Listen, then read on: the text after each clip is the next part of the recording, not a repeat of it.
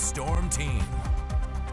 So it's looking like kind of an active pattern this week when you talk about some of those snow systems moving in. Yeah, we're going to have a few of them. Not so much today. We have that snow from last night still wanting to maybe fall in some locations, but that moves out pretty early this morning. We'll be dry today, but then tomorrow we'll really start to see more light snow, continue to a system moving in late Wednesday night, and then maybe a snow on and off for the rest of the week after that. So obviously some areas need it, some other areas may not want it, but they're going to get it. Just that time. It's that time of year. We're used to it.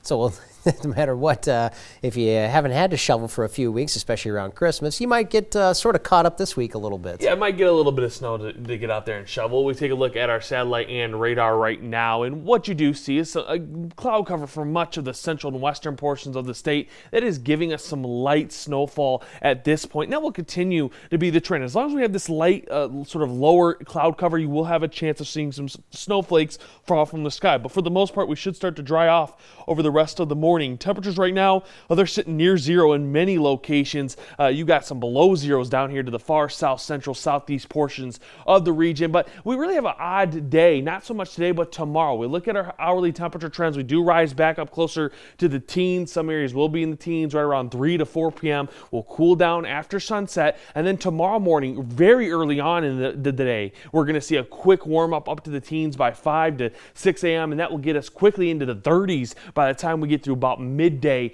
on your Wednesday. Looking at our absolute comfort plumbing and heating wind chill report, has got single digits, teens, and a few 20s below zero. A little cooler right now to the south central. Definitely need to bundle up as you're heading off for work, or maybe the little ones are going off to school. It's another cold day out there, so just be careful with that frostbite chance. And we do have that recovery on the way, and we see it here on our wind chill forecast. Tomorrow morning, 7 a.m., you're waking up, and you're going to be seeing those above zero single digits across much of the west, below zeros here in the central portions of the state, getting those teens down to the south central. We move into Thursday, and well, this looks to be probably the biggest recovery day of the week, where we're going to have teens and 20s. Wind chills not a factor as you're waking up on your Thursday morning. And then Friday looks to be another colder day. Air temperatures might not be as cold as what we had previously, but winds are a little bit stronger, so that ends up giving us back into those sort of below zero wind chills for your Friday morning. Looking at precision cast here, again, that snow chance moves out early this morning. By midday, you're just dealing with the light cloud layer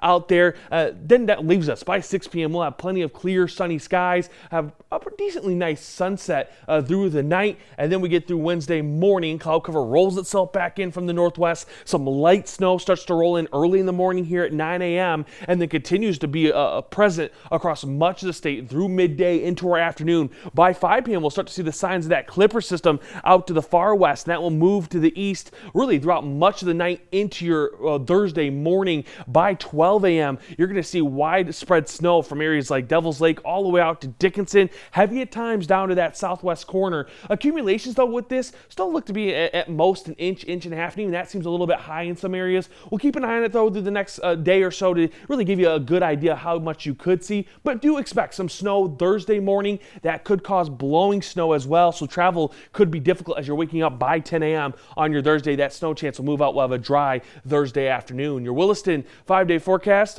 teens today and then 30s and 20s through the rest of our weekend, with snow chances as well, starting late Wednesday all the way through Saturday. Dickinson, teens today, then 30s and 20s through the rest of your week into our weekend. Your Minot 7-day forecast, well, that's got us sitting in the single digits today, and then 30s and 20s all the way through the weekend before returning back to single digits on Monday. Your Bismarck 7-day forecast. Well, you got 9 degrees today, then you got 20s, 30s, and teens through our weekend. Those snow chances starting late Wednesday, and then on and off all the way through about Saturday and Sunday. Those 30s are really going to feel nice compared to 13 below from last weekend. Yeah, just in a week span, we go from 30 below zero in some locations to 30 above zero, so I don't think anyone's going to complain about that. Obviously, some snow chances roll into maybe some areas that need the snow. Mm-hmm. And so it's nice to have a little more white on the landscape, too, and everything. That will be nice. Stone, thanks so much. And coming up,